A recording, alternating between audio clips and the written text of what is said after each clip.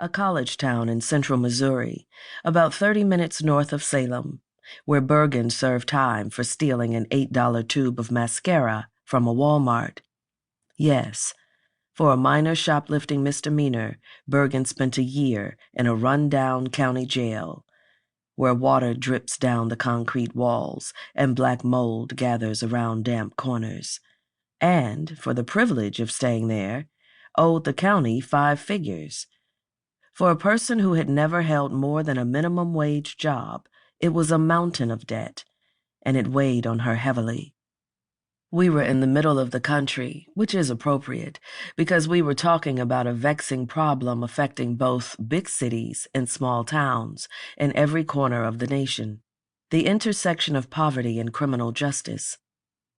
Bergen, who is white, is poor, has been her entire life.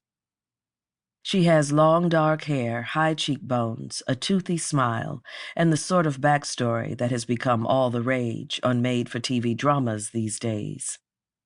After her mother died, she moved from Florida to the heart of the Ozarks. She never met her father.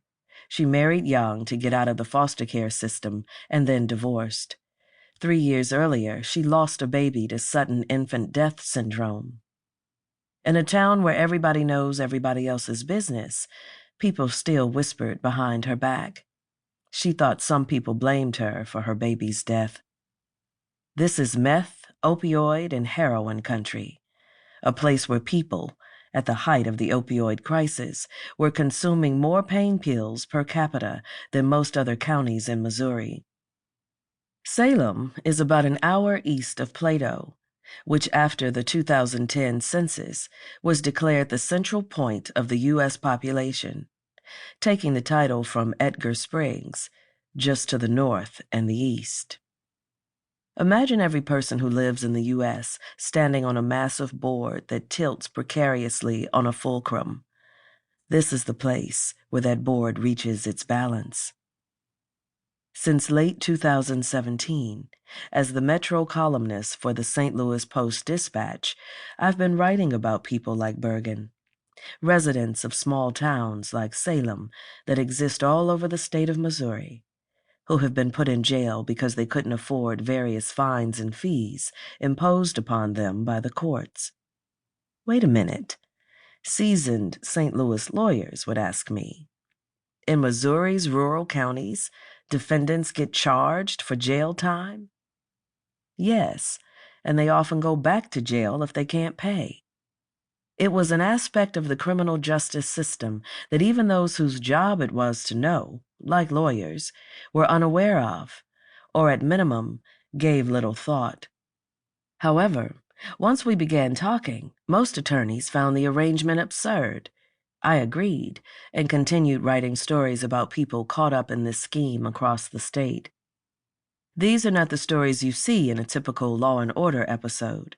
Such portrayals of the criminal justice system, which may play an outsized role in the public's understanding of the issues, focus mostly on the serious felony crimes and how they're prosecuted.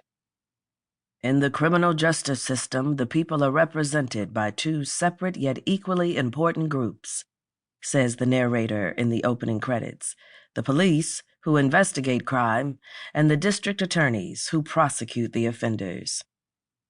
There is another side of the criminal justice system, perhaps its most significant feature, anchored by the financial burden placed upon poor people caught in its web of fines and fees.